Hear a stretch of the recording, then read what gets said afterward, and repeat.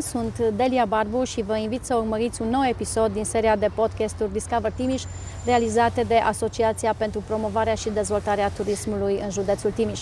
Am astăzi un invitat special, un mare îndrăgostit de România, o persoană care a văzut în țara noastră detaliile care ne fac atât de frumoși și nu numai că le-a văzut, dar a și povestit despre ele de-a lungul multor ani.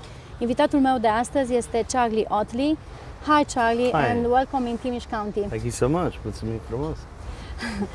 Almost everyone knows you from the famous show Flavors in Romania, but behind it, who is Charlie Ottley? Well, I mean, like you, I'm just a journalist. I'm a filmmaker.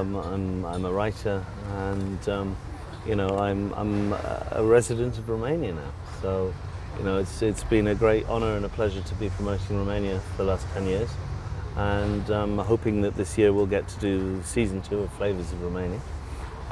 It was the most watched documentary series on Netflix for 2020, so I anticipate we'll probably have another season out soon. And yeah, I mean, we need to show the world how beautiful this country is, because you know, we're not getting much international promotion from the government at the moment, or any time in the recent past. And I think people still have very large preconceptions about this country. It's true. And I'm sort of dedicated to exploding those and showing people what Romania is really like, because it should be one of the, you know, most popular tourist destinations in Europe, and there's no reason why people shouldn't be coming here as much as they go to Tuscany or parts of Spain or France or wherever.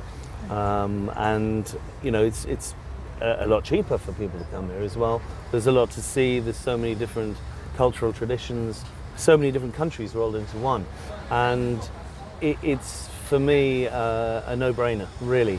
And everyone I've got to come out here has seen Romania, and they all want to come back. You know, they've fallen in love with it. So it's really just getting people out here for the first time, and then Romania speaks for itself. So that's our job, is to try to encourage foreigners to come here, and also to encourage Romanians to rediscover their country. There's a lot of Romanians living abroad who've left Romania, and they see the country through our films, and people have actually come back as a result. There was one guy that stopped us who has a paragliding outfit near Bran, and he said, well, it's thanks to seeing your films Wild Carpathia that I wanted to move back, and now he's running a successful business in Romania. And I think there is a lot of opportunity for Romanians living abroad to come back, taking the knowledge and the know-how and the expertise that they've learned abroad, and contributing to the welfare and the success of their country. I love every word you say. I would like to have you with me every day, especially when I speak with politicians. Oh, but yeah. Going back, tell me a little about Flavors of. How Well, I does mean, it start? the whole idea was based on a TV series I used to run with the Travel Channel for 12 years. And it's about celebrating the country and creating a portrait of a country. So it's not flavors as in the food aspects, although there is a food element to the Yes. show. It's a flavor of the country, you know, like a slice of Romania. Yes. And, you know, we're looking at obviously the gastronomy, sure, but also the culture, the people, the music, the traditions, the landscapes, conservation issues that are, you know, prevalent in different areas, like illegal deforestation, abuse of planning regulations, litter, things like this. Things that I think we need to change to do justice to this country.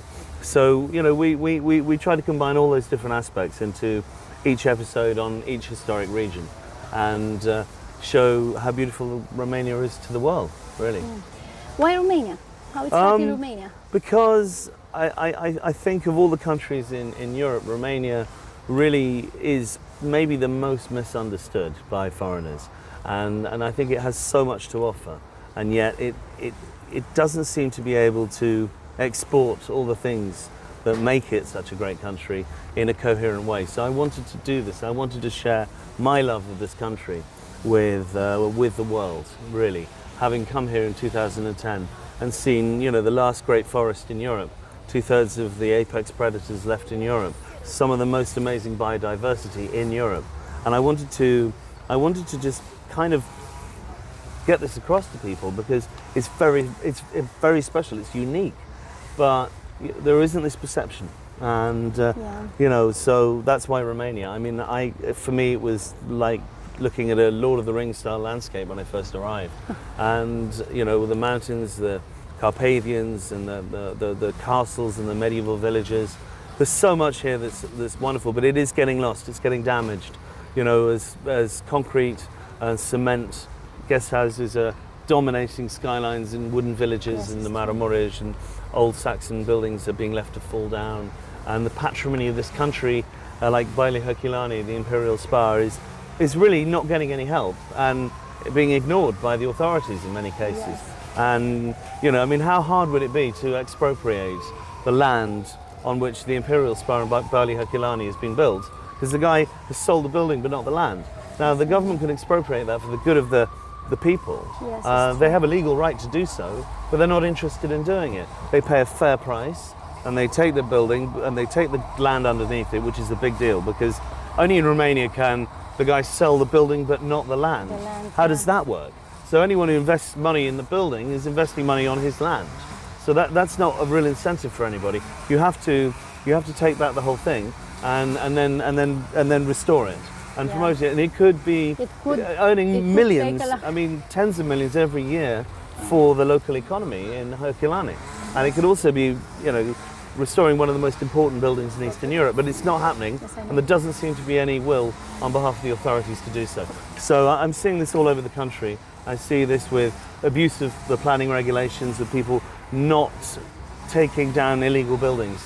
You know, if someone builds something hideous in the middle of what should be a UNESCO village, A, that should never have been given permission for in the first place, and B, if it does go up and it's illegal, in England, you would be told you have to take that down and dismantle it and start again. But here it's just allowed to continue. Yeah, these are mistakes that maybe it could be repaired, but should. Yeah, I just think we have planning regulations for a reason, to preserve the patrimonial landscape and the authenticity of beautiful areas. And those regulations are there for, you know, for the survival of the heritage of this country. And they need to be obeyed, they need to be followed, and they need to be enforced as well. You mentioned a lot of Romanian regions. Yeah. So having in mind your experience, what would be the word that describe each region? That's going to take a bit of thought. There are 9 regions, you know. So I would need to sit down for an hour and look at a piece of paper to be able to answer that question. Really? You cannot do it on one word? Absolutely not. Now you discovered Timiș. Yeah. How did you expect to find this area, and how did you find in reality? Well, I mean, I know Timiș and Timișoara from filming Flavors.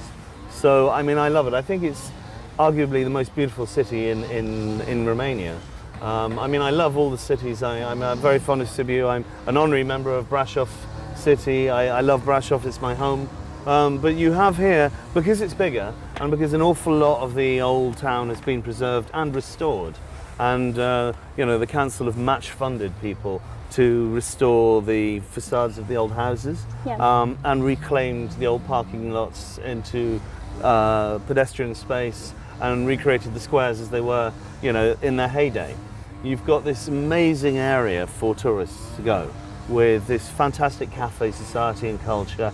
You've got theatres, different nationalities, you've got opera house, you've got amazing restaurants. So it's a very cool place to visit. And it's also kind of a gateway to the whole of Romania for people who are travelling by land. So if you're not flying, you know, I mean, you come into Romania and most people come in via Timișoara.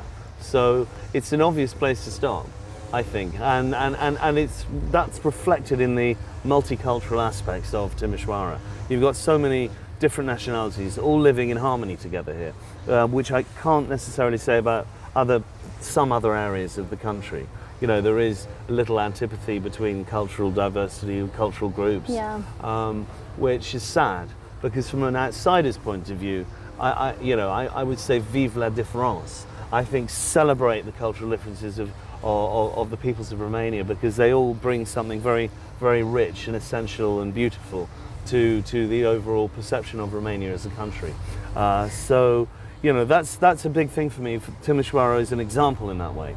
And it has lots of wonderful green open spaces, and it has a fantastic waterway with people sculling. You know, sculling is, I mean, I've seen it in Oxford, I've seen it in Cambridge, you know, but it's quite a sign of a sophisticated place and a culture where people are able to, you know, scull up and down the river. I just think that's tremendous.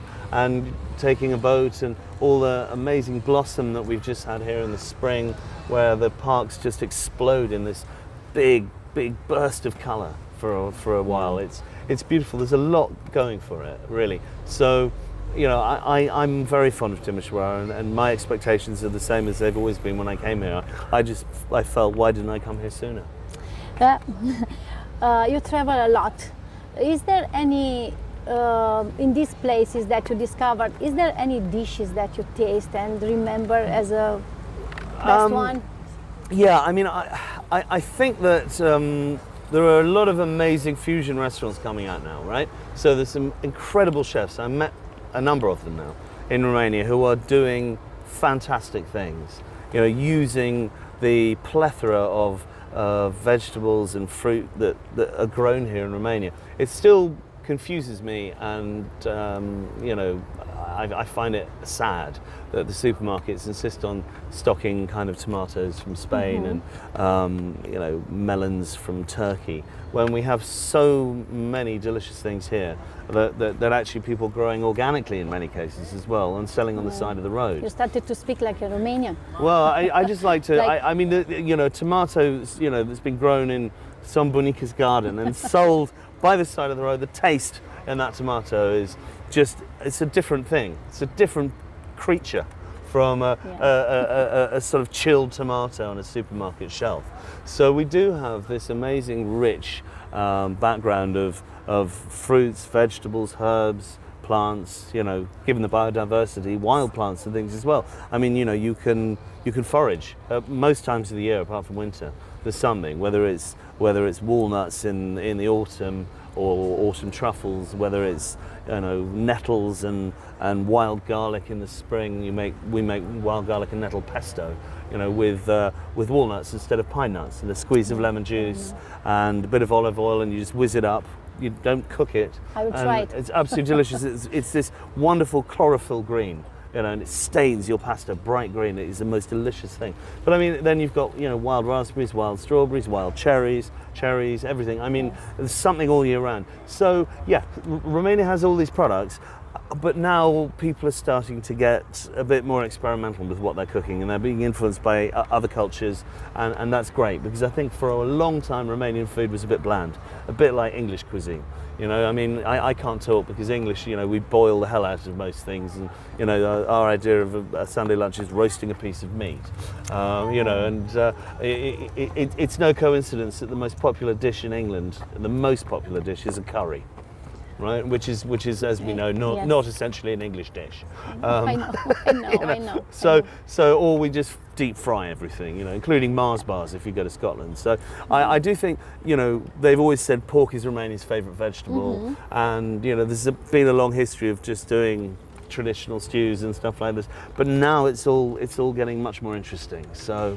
What are you doing in Romania when you are not working? Well, I'm working at something. I'm usually doing something because I don't consider it work. We're living. You know, even this is part of living. I like that. You know, it's getting up in the morning and doing a job you enjoy, that makes a difference, and that's a tremendous privilege to be able to do something that makes a difference. And that's not something I ever consider to be work. But when we're not doing that, we're restoring houses. Trying to protect and restore beautiful old houses. I've got my eye on a couple of places that I want to buy and do up in the same way that they were originally, to restore them to their prime, and maybe do holiday lets for people to come and appreciate you know, the comfort and the sophistication of an old house, because you can take all the old architectural traditions and you can modernize without having to knock it down and build something hideous in its place. But people are lazy and they buy a plan off the internet and they take down the old house, an old wooden house or something like this, and sell it for firewood or whatever, and then they put something revolting in its place. There is no place in a landscape like that, and it just stands out like a sore thumb. And what we've tried to do, and have been doing the last couple of years with our house in Schöner, is buying a place that would be considered, you know, an old wooden sort of derelict house, and modernising it and updating it, and actually for a lot less money than if you were to knock it down and build something new. Do you think that the old houses has something special, I think, something magic, like they've had a bit of soul? Of course, and they're more beautiful. And actually, you know, if they're insulated properly, and you know, and you have you know, all the modern conveniences, and you have Wi-Fi and everything, they're more comfortable, and they fit with the landscape. They look beautiful, and they're warm in the winter. They're cool in the summer.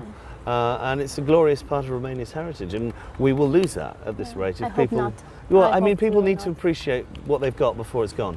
You know, that's the big thing in Romania. We all, you know, Ceausescu encouraged everyone to modernise. They tried to move the people out of the countryside to get them into the cities.